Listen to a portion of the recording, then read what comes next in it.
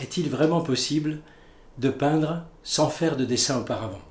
Ou plus justement, est-il possible de dessiner et de peindre en même temps? C'est vrai que l'apprentissage du dessin est important, mais il faut se l'avouer, ça n'arrive pas du jour au lendemain. Il n'y a pas de raccourci, il n'y a pas de méthode magique, il n'y a pas de méthode miracle pour apprendre à dessiner rapidement. Et je suis comme vous, j'éprouve encore aujourd'hui des difficultés à dessiner à main levée, même après des années de pratique. Alors j'aimerais partager avec vous l'idée de pouvoir concilier dessin et peinture en même temps. Et je vous l'avoue, je ne l'ai jamais fait. Mais nous allons expérimenter ça ensemble. C'est ça la peinture en fait. Essayer de faire ce que l'on n'a jamais fait. Essayer d'autres façons de faire. Sortir de ses habitudes, de sa routine. Prendre des risques. Je me souviens d'un de mes professeurs qui disait toujours oser, oser, oser. Ça paraît bête comme ça, mais j'ai mis de nombreuses années à comprendre ce qu'il voulait dire. En peinture, comme ailleurs de façon générale dans la vie, et c'est Einstein qui disait ça, la folie, c'est de faire toujours la même chose et d'attendre un résultat différent. Donc aujourd'hui, nous allons sortir de notre zone de confort pour expérimenter une autre façon de faire. Et je n'ai pas choisi le plus facile. Regardez, le portrait d'un jeune homme. Il semble me dire « Tu vas en baver pour me peindre, tu te rends pas compte des difficultés, tu ferais mieux de renoncer. » Eh bien tant pis, on tente le coup. Allez, assez parlé, commençons cette traversée du désert. Et pour cette fois, encore une palette assez restreinte, avec du noir, de l'ombre naturelle, de la sienne brûlée, de l'ocre jaune et du blanc. Et je vais commencer par une zone maîtresse qui est le sourcil et l'œil. Alors je commence par un pinceau un peu large à bout bombé, puis je viens avec un pinceau plus fin, parce que là j'ai vu peut-être un peu petit, et donc je me lance sur le dessin, la peinture de cet œil, mais j'essaye de faire abstraction du fait que ça soit un œil pour ne voir que des formes. Un petit repère, et je fais l'autre sourcil qui monte un petit peu en haut et à gauche, et je vais faire cet œil gauche qui est une zone beaucoup plus foncée qu'à droite. Et je prends tout de suite le repère pour le départ de la racine du nez qui descend un petit peu en bas et à gauche. Maintenant, je prends le pinceau plus large pour faire la forme du front. Et encore une fois, j'essaye de faire abstraction du front, j'essaie de recopier une forme et quelques petites touches foncées pour suggérer le bord droit du visage. Là, donc, les cheveux, la masse la plus foncée, c'est quasiment du noir pur. Et je vais accentuer un tout petit peu les yeux encore avec ce noir. Vous voyez que ça reste extrêmement sommaire pour l'instant. C'est la base des cheveux. Et j'entame tout de suite la couleur.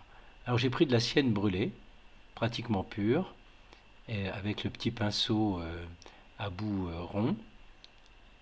Et je vais poser quelques touches sur les zones qui me paraissent les plus foncées.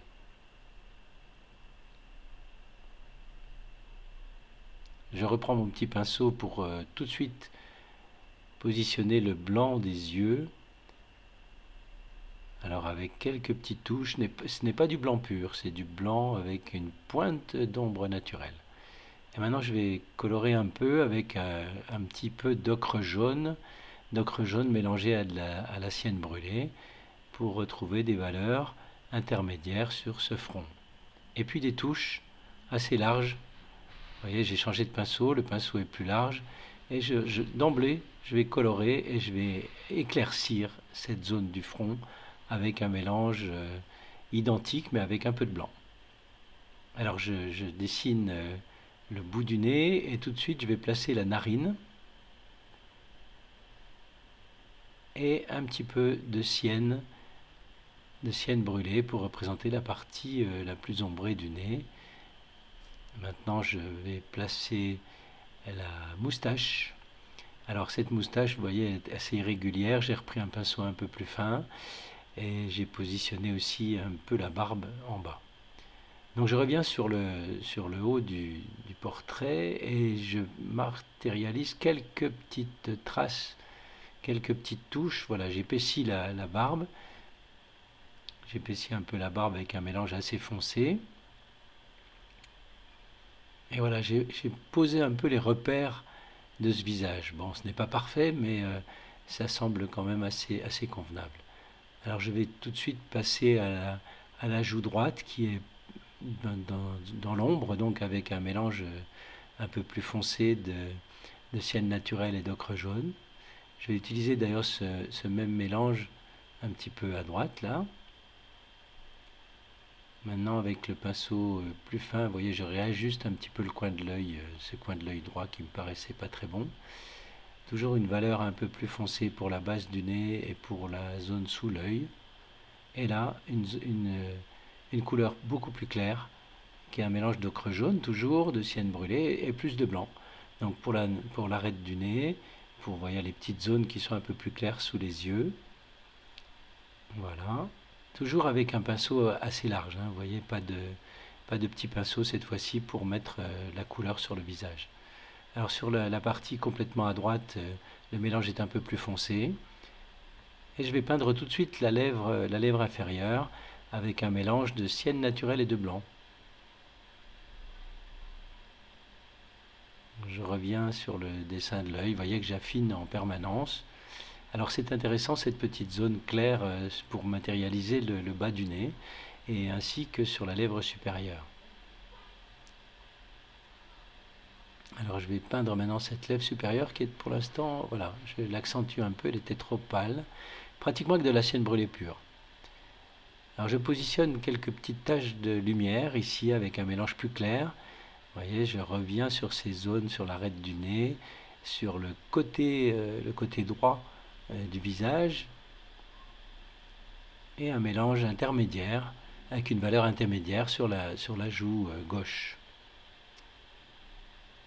Alors toujours le pinceau assez large avec des petites touches irrégulières un peu plus foncées pour matérialiser la barbe. Voilà la partie foncée, toujours avec un mélange, le même mélange, hein, sienne naturelle et ombre brûlée. Au niveau du cou, la partie la plus foncée, c'est quasiment que de la sienne brûlée.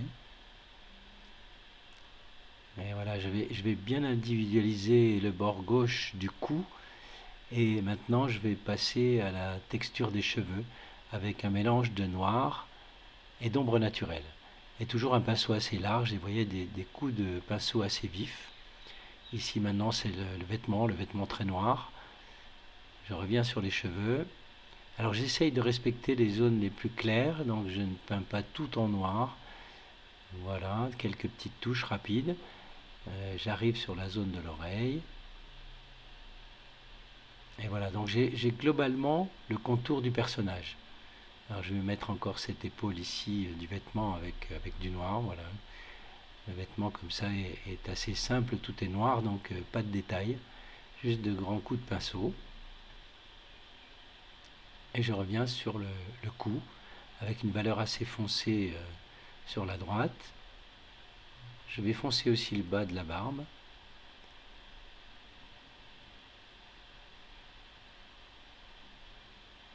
Et je vais finir de peindre le cou avec une valeur un peu plus claire. Oups, trop foncé. Et je vais revenir sur les zones claires. Vous le savez qu'en séchant, l'acrylique se ternit quelque peu. Donc il va falloir passer plusieurs couches. Alors les mèches de cheveux qui tombent sur la gauche. Et je vais maintenant rajouter un peu de couleur dans ces cheveux avec de l'ombre naturelle et un peu de blanc. Voilà. Donc sur les zones les plus claires. J'y reviendrai après. Voilà, les petites mèches un peu plus claires ici avec un mélange beaucoup plus clair. Voilà. Et de la même façon ici.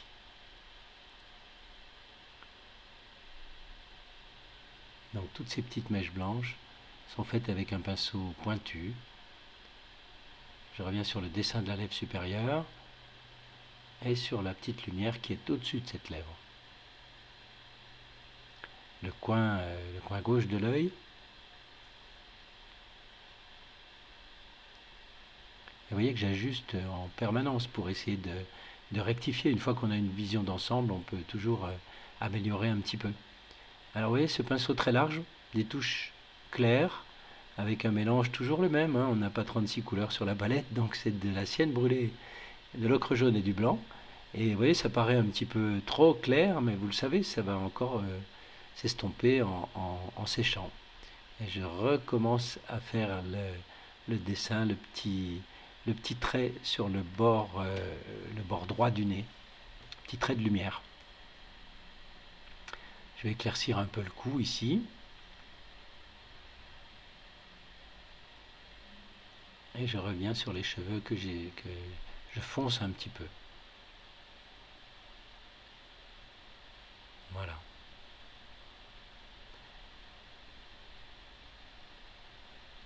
Donc la texture, l'aspect global du personnage est maintenant terminé et je vais réajuster en permanence quelques petits détails comme cette zone un petit peu trop foncée au-dessus de l'œil, comme le dessin de l'œil avec du noir et la partie du blanc de l'œil qui est sur la gauche, et je vais même dessiner un petit peu, faire une petite touche plus claire pour matérialiser l'iris.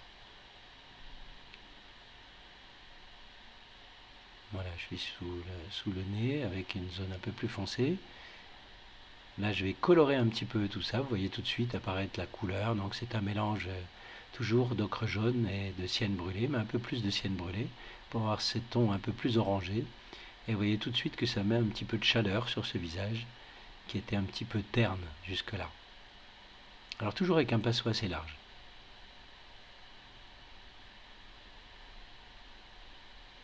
Voilà, des petites touches de ci, de là.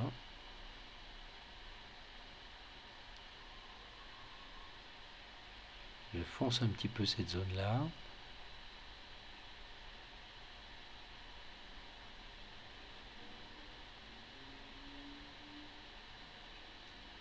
Et je vais revenir encore une fois sur les zones les plus claires avec toujours un pinceau assez large. Alors quelques petites mèches dans la lumière avec un petit pinceau.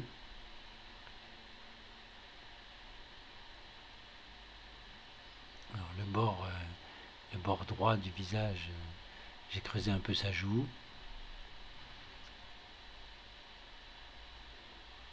Voilà, j'ajuste avec des petites touches assez spontanées. J'ajuste un peu tout ça.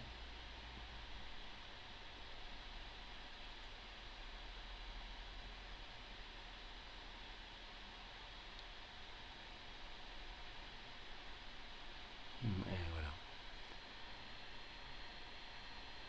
Encore quelques petites touches plus claires sur les mèches les plus éclairées. Et je reviens encore sur les zones de lumière du visage avec toujours le même mélange, un mélange clair. Et voilà, ça va mettre du relief, ça va mettre toujours un petit peu de relief. Alors ça paraît un peu trop clair au début, ne vous inquiétez pas, ça va foncer en séchant, vous le savez. Et on va obtenir quelque chose d'assez naturel finalement.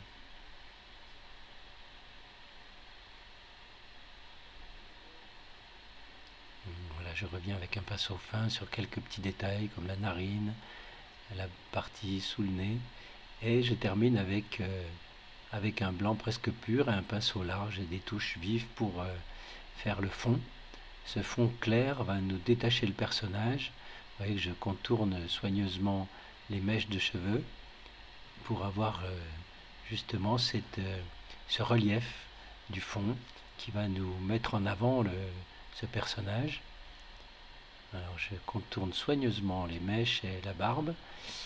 Voilà. Et là j'insiste un peu, c'est-à-dire que je suis plus épais dans mes touches. La partie donc droite du personnage étant plus dans la lumière. Encore quelques touches de lumière sur le visage. Alors ça peut vous paraître rébarbatif de reprendre à chaque fois, mais vous allez voir que finalement c'est intéressant parce que on arrive petit à petit à obtenir avec seulement quelques couleurs, vous avez vu, très peu de couleurs, on arrive à obtenir quelque chose qui semble assez naturel. Alors bien sûr, les puristes diront que il manque de la couleur dans ce visage, notamment des tons bleutés, des tons verdâtres, etc.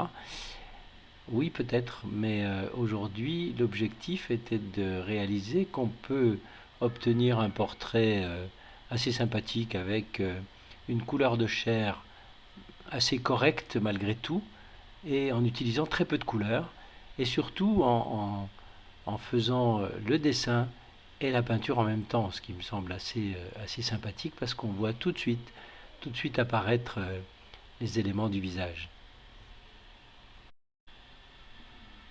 Voilà, les derniers petits détails, je fonce un petit peu la zone de la barbe à la jonction du cou. Je rajoute un petit peu de couleur ici dans le bas. Et voilà, dernière touche sur la lèvre supérieure pour la rendre un peu plus colorée. Et nous avons terminé. Merci de m'avoir accompagné jusque-là et maintenant je vous souhaite de tenter la même expérience avec peu de couleurs et avec un dessin en même temps que vous allez poser ces touches de couleurs pour essayer d'obtenir un résultat sympathique. Allez, courage, à vos pinceaux, bye bye.